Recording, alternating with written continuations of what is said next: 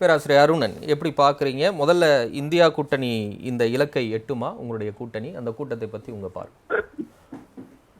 இல்ல, அவங்க குறிப்பாக நண்பர் குமரகுரு பாஜக தான் மீண்டும் வெல்ல போகுது, அந்த வெற்றியை எப்படி எதிர்கொள்றதுன்னு பாவம் தட்டு தடுமாறி அதுக்காக பேசுறதுக்காகத்தான், காரணங்களை கண்டுபிடிக்கத்தான் 1ஆம் தேதி கூறுறாங்க என்று அவர் ஒரு முடிவை சொல்லிட்டார். நான் கேட்கிற கேள்வி என்னன்னா, அவ்வளவு நம்பிக்கை இருக்கும் போது எதுக்கு 30ஆம் தேதி இங்க வந்து தியானம் பண்றாரு? இது முக்கியமான ஒரு பிரச்சனைங்க. இது அது தனிப்பட்ட நம்பிக்கைன்னு சொல்லி அதுல இருந்து சொல்லி விலகி நிக்கிறாங்கல்ல, ஆன்மீக ரீதியா அவர் வர்றாரு, இதுக்கும் தேர்தலுக்கும் என்ன சம்பந்தம் அப்படின்னு கேக்குறாங்க. எனக்கு 2 வரி தாங்க பேசியிருக்கேன், அதுக்கடையில 2 பேர் நேரம் உங்க பதில எதிர்பார்க்க அவ்வளவு ஆர்வமா இருக்க, சொல்லுங்க. இருக்கு அதுக்குதான் வர்றேன். உங்களுக்கு தான் வெற்றியில் அவ்வளவு நம்பிக்கை இருக்குல்ல ஐயா. அவர் சொல்லிட்டாரு 350 சொல்லிட்டாரு பாஜக மட்டும். எதுக்கு 30ஆம் தேதி வந்து அந்த இடைவெளி? 1ஆம் தேதி வாக்குப்பதிவு, 31 1ஆம் தேதி, இந்த 2 நாட்களும் கன்னியாகுமரியில விவேகானந்த பார்வையில இந்த நாட்டுடைய பிரதமர் தியானம் இருக்கிறாரியா, அந்த 2 நாள் ரொம்ப முக்கியம். அப்ப அது வந்து லைவா போனாதான். இப்ப நான் வந்து சகோதரியா தான் கேட்டாங்க, நானும் அதே தான் கேட்கிறேன். ஐயா, தியானம் இருப்பது தனிப்பட்ட விவகாரம், சரி. அப்ப தேர்தல் ஆணையம் என்ன சொல்லணும்? இந்த செய்தியை வெளிவரக்கூடாது, அல்லது குறைந்தபட்ச லைவாக எந்த தொலைக்காட்சியும் எந்த சமூக ஊடகமும் ஒளிபரப்ப கூடாது என்று தடை விதிக்கணும்ல. தடை விதிக்கலைன்னா என்ன ஆகும்? அவர் பாஜகவுடைய தலைவர், அவர் 2 நாளா அந்த தியானம், அந்த செய்தி வந்து கொண்டு இருக்கும் போது அது இப்ப வாக்குப்பதிவு நடக்கிற இடங்களில் இருக்கக்கூடிய வாக்காளர்கள் மத்தியில மன தாக்கத்தை ஏற்படுத்துமா ஏற்படுத்தாதா? என்னங்க எல்லாரும் பச்சை பிள்ளைகள்லாம் அவங்க 2 பேரும் அசால்ட்டா பேசினாங்க, ஐயா தியானம். அதுல நம்ம குமார் அவர் 8 வயசுல தியானம் பண்றாருயா. 8 வயசுல இருந்து தியானம் பண்ணிக்கிட்டே இருந்திருக்கலாம். அரசியல்ல வந்துதான் இந்த நாடு நாசமா போச்சு. இப்ப இந்த 30 மாலையில இருந்து 31 இந்த 2 நாட்கள் தியானத்துல இருக்கக்கூடிய பச்சையான கேவலமான இந்த விதி மீறலான இந்த அரசியலை இந்த நாட்டு பிரதமரே செய்யறார். கேவலம் இல்ல. ஏன் இவ்வளவு காட்டமா விமர்சிக்கிறீங்க? கேவலம்னு சொல்ற அளவுக்கு காட்டமான விஷயமா இது? இல்லங்க, இது ரொம்ப ரொம்ப ரொம்ப முக்கியம். ரொம்ப காட்டமா சொல்றேன். கேவலமா ஒரு பிரதமர் செய்யக்கூடாது. தனக்கு நம்பிக்கை இருந்தா என்ன செய்யணும்? 30 நாள் இவ்வளவு தூரம் அலைஞ்சிருக்காருல, போய் டெல்லியில பிரதமர் வீட்டுல ஓய்வு எடுக்கட்டும். அப்பவும் விடாம அந்த 2 நாள் நான் என்ன பண்ணுவேன்னா, நான் கன்னியாகுமரியில இருந்து உட்கார்ந்து இருப்பேன், நீ அதை லைவ் அவ்வளவு பேரும் பண்ணுங்க, அப்ப மிச்ச வாக்குப்பதிவு நடக்கிற இடங்களே அது இன்ஃபுளுன்ஸ் பண்ணட்டும்னு நீங்க செய்வீங்க. பத்தியா தேர்தல் ஆணையத்துடைய நடத்தை விதியை மீறுவீங்க. நீங்க போட்டிருக்கிற அந்த 2 தேர்தல் ஆணையர்கள் அதை கண்டுக்க மாட்டாங்க. என்னங்க கொடுமையா இருக்கு. இது கூட உரிமையும் தியானமும் எப்படி மனசு வருது? எனக்கு ரொம்ப கொந்தளிப்பா இருக்கு, ரொம்ப வேதனையா இருக்குது. அதாவது ஒரு கொள்கை ரீதியா பேசலாம். இது எங்க கொள்கை வாதிக்கட்டும், குமரகுருவும் இந்துத்துவா கொள்கை எவ்வளவு சூப்பர் தெரியுமா ஐயா? எங்க கோல்வால்கர் என்ன மாதிரிலாம் சொல்லியிருக்காரு தெரியுமா ஐயா? அதெல்லாம் எடுத்து சொல்லுங்க. எங்க ஜனசங்க RSS அந்த காலத்துல என்ன மாதிரிலாம் அகமான தீர்மானங்கள் போட்டுக்கு தெரியுங்களா ஐயா? அதுதாயா நடைமுறைப்படுத்துறதுக்கா 3வது முறையா மோடி வரணுங்கிறமையா சொல்லுங்க. ஆனா இப்படி அந்த ஒரு 2 நாள் கூட வாக்காளர்களை நிம்மதியா இருக்க விடாம, என் முகத்தை பாருங்க, நான் தியானம் இருப்பதை பாருங்க, ஆகவே எங்களுக்கு ஓட்டு போடுங்கன்னு எனக்கு கேட்பது கேவலத்திலும் படு கேவலம். இல்ல, இப்ப பிரதமர் தியானம் இருக்கிறது, அதை நேரடி ஒளிபரப்பு செய்வதன் மூலமா வாக்குகள் அறுவடையாகும், பாஜகவுக்கோ பிரதமர் மோடிக்கோ ஆதரவாகும் அப்படின்னு எந்த முடிவுக்கு நீங்க வர்றீங்க? உங்களுக்கு தோல்வி பயம் தான் இப்படி நீங்க கருத்துக்களை எல்லாம் சொல்றீங்கிற எதிர்கருத்து வருது. இல்லங்க, உங்களுக்கு தோல்வி பயம் இருக்க போய் தான் இந்த 2 நாள் விட மாட்டேங்கிறீங்க. அப்பவும் மக்களை வந்து இப்ப இங்கேயே எவ்வளவு பேசுறாங்கல்ல, 2 பேரும் பெரியவங்க படிச்சவங்க, பாஜக காரரும் பாஜக ஆதரவாளரும், அவங்க என்ன சொல்றாங்க? ஐயா தியானம்யா, அது மனித உரிமையா, தனிப்பட்ட உரிமையா? ஒரு மனுஷர் தியானம் இருப்பதை போய் எப்படி இதெல்லாம் மறக்கிறாங்க. இந்த 2 நாட்கள் முக்கியம். இந்த 2 நாளுக்கு பிறகு வாக்குப்பதிவு நடக்க போது. இந்த 2 நாட்களும் பிரச்சாரம் பண்ணக்கூடாது என்பது கராரான விதி. அந்த விதிமுறையை மறைமுகமாக இப்படி மீறுகிறார் இந்த நாட்டின் பிரதம மந்திரி. கண்டிக்க வேண்டாமா? ஆனா இவங்க எப்படி பேசுறாங்க? சாதாரண வாக்காளர்கள் அவங்க சில பேர் மாற மாட்டாங்களா? அங்கே தப்பு இல்ல.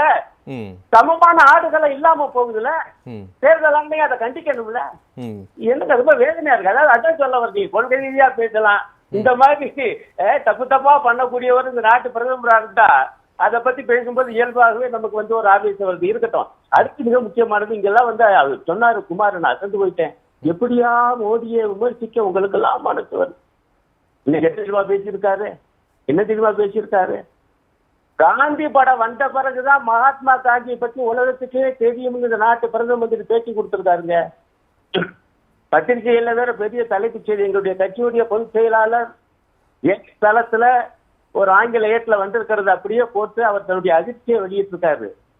எங்கயா காந்தி வரலாறு தெரியுமா இந்த நாட்டு பிரதம மந்திரிக்கு?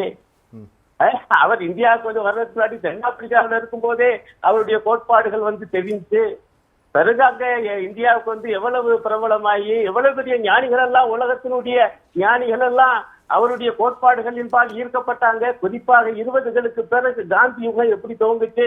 சினிமாயாவா காரணம்? இல்ல, காந்தியை விமர்சிக்கல அவரு ஒரு விதமா புகழ்ந்து தானே சொல்றாரு. ஆஸ்கர் அந்த படம் வாங்குச்சு, உலக அளவுல ரீச் இருந்துச்சுன்னு புகழ்ந்து தானே சொல்றாரு. காந்தியை விமர்சிச்சா நீங்க சொல்லலாம், இதை எப்படி நீங்க காந்தியை குறைவா மதிப்பிடுற மாதிரி இருக்கும்?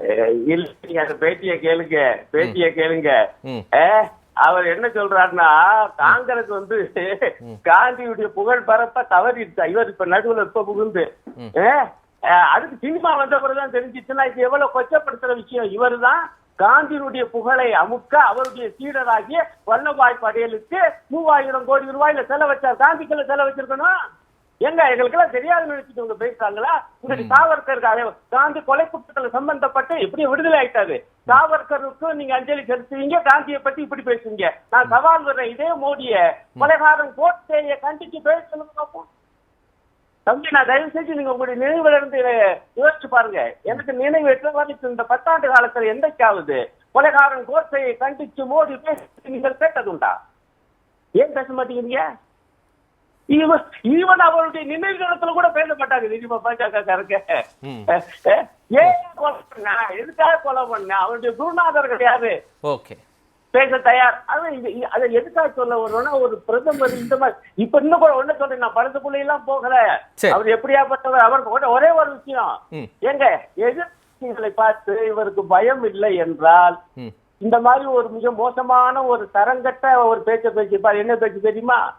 இந்தி கூட்டணிக்காரங்க ஓட்டுக்காக, வாக்கு வங்கிக்காக முஸ்லிம் நடனம் ஆடத்தை எனக்கு கவலைன்னு பேசியிருக்காருங்க. குஜராத் நடனம்னா என்ன ஒரு உபச்சார நடனம். இந்த நாட்டு பிரதம மந்திரி எவ்வளவு தரக்குறைவா பேசியிருக்காரு. இது கேவலமான பேச்சு இல்லையா? ரைட். அப்ப நாங்க அதெல்லாம் சொல்லக்கூடாது. நீங்க இவ்வளவு கேவலமா பேசுறீங்க, கேவலத்தை கேவலம் சொல்லக்கூடாதுன்னா சொல்லாம விட்டா கேவலமா போயிருந்தம்பி. சரி, ஓகே. அது எதுக்கு இந்தியா பாயிண்ட் 1ஆம் தேதி கூட்டம் எதுக்கு? இல்லங்க யார், அதாவது எதிர்கட்சிகள் கூடுனாலும் தப்பு, கூடாட்டியும் தப்பு. நம்முடைய குமரகுருக்கு ஏன் 1ஆம் தேதி நாங்க எல்லா வாக்குப்பதிவுகளாக முடிஞ்சு போகுது. ஒரு ரிவ்யூ பண்ண வேண்டாமா? அவ்வளவு பேரும் சொல்றதா எவ்வளவு கிண்டலாம். 28 எங்க உங்க கூட்டணி கூட்ட சொல்லுங்க பாக்காங்க, யார் இருக்கா கூட்டுறதுக்கு?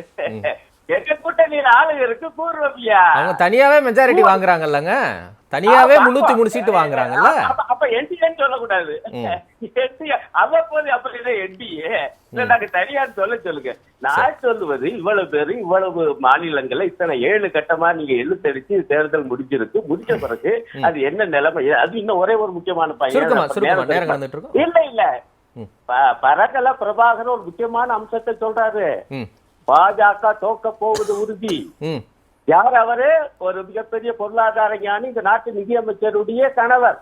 அவர் சொல்றாரு, பாஜக தோக்க போவது உறுதி, ஆனால் தோற்றாலும் அவர்கள் அவ்வளவு எளிதாக பதவியை விட்டு அகல மாட்டார்கள், எச்சரிக்கையாக இருங்கள் மக்களேன்னு சொல்லியிருக்காரு. இதையெல்லாம் மனதில் வச்சுக்கிட்டு 1ஆம் தேதி பேச போறாங்க.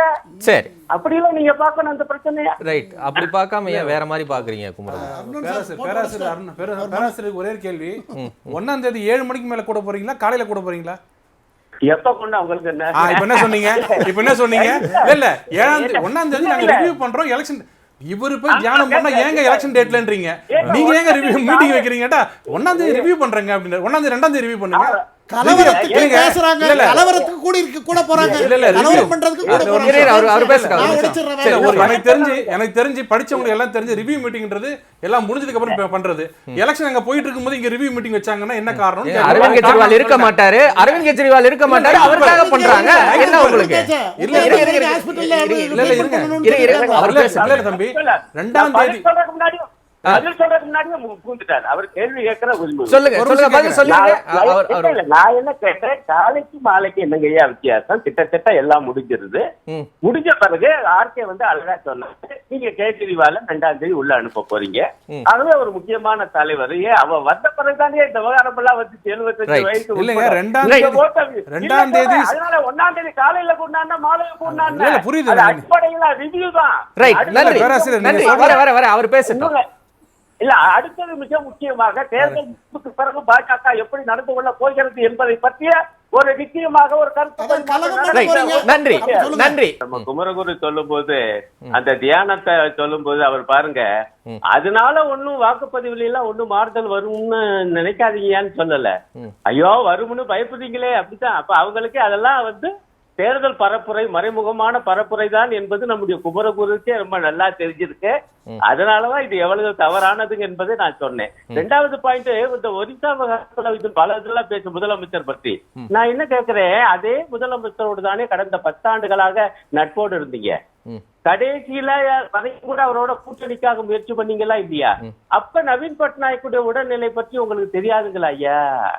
அப்ப எங்கயா போயிருந்தாரு இந்த பிரதம மந்திரி? முதலமைச்சர் அதுக்கு பதில் சொல்லியிருக்காரு, ஏயா என் உடல்நிலை பற்றி போன்ல விசாரிச்சிருக்கலாமே. அத ஒரு அரசியல் பிரச்சனை ஆக்குறாரு இந்த நாட்டு பிரதமர். இன்னும் மீண்டும் அந்த வார்த்தை தான் சொல்லணும். இது கேவலம் இல்லையான்னு அவர் கேட்டிருக்காரு. இதே வார்த்தை தயவு பாருங்க. காங்கிரஸுக்கு எனக்கும் திருமண உறவு கிடையாது. விடாது. 3வது பாயிண்ட், இங்க 1ஆம் தேதி கூடுவது என்பது பாருங்க, அவரு ஏதோ வேற எதுக்கோ திட்டமிடுறாங்கய்யா அப்படின்னு நம்முடைய குமார் போயிட்டாரு. நான் மீண்டும் சொல்லுகிறேன், ரொம்ப இயல்பானது. 28 கட்சிகள் இருந்தும் கூட தேர்தல் முடிகிற கட்டத்துல கூடி என்ன ஆயிருக்கு, என்ன நிலைமை என்று ஸ்டாக் டேக்கிங் எடுக்கிற இந்த பண்பே மிகுந்த நம்பிக்கையை தருகிறது. இந்தியா கூட்டணி இந்தியாவினுடைய எதிர்காலத்தை தீர்மானிக்க போகிறது. அந்த பதட்டத்துலதான் வந்து மோடி ஐயா இங்க தியானத்தின் மூலமாவும் கடைசி 2 நாள் மறைமுக பிரச்சாரம் பண்றாரு. நிச்சயமாக தேர்தல் ஆணையம் அதை தடை செய்யணும். இது வந்து ஏன்னா ஆடுகள் சமமா இருக்காது. கொஞ்சம் ஓட்டு கூட எங்களுக்கு நட்டம் தானே ஐயா. அந்த அடிப்படையில சொல்ல வர, அந்த வகையில பிரதமரை இப்படி மீறக்கூடாது. இது வந்து அநீதி, அநியாயம். நன்றி. கேரளாவில் ராகுல் காந்தி பேசும்போது முதல்ல அரெஸ்ட் பண்ண வேண்டியது பினராயி விஜயன் சொல்றாரு. ஐயா அதை நீங்க இந்தி கூட்டணியில பேசிருக்கலாம் ஐயா. ஏன் நேரா பேசுனீங்க? உங்களுக்கு என்ன பண்றது? இந்தி கூட்டணி தனியா பேச வேண்டியதானே ஐயா? ஏன் பப்ளிக் மீட்டிங்ல பேசுனீங்க? அது ஜனநாயகம்னு அவங்க ஏத்துக்கிறாங்க. அப்புறம் என்னங்க உங்களுக்கு பிரச்சனை? நீங்க இந்திய தேர்தல் ஆணையத்துடைய விதிமுறைகளை பிரதிபலிக்கிறாரு. சரி, நன்றி. ஒரு 4ஆம் தர பேச்சாளர் மீறல. முதல்ல அதை கவனிக்க. சரி, நன்றி. பார்க்கலாம். மோசமான பாதையில போகுது.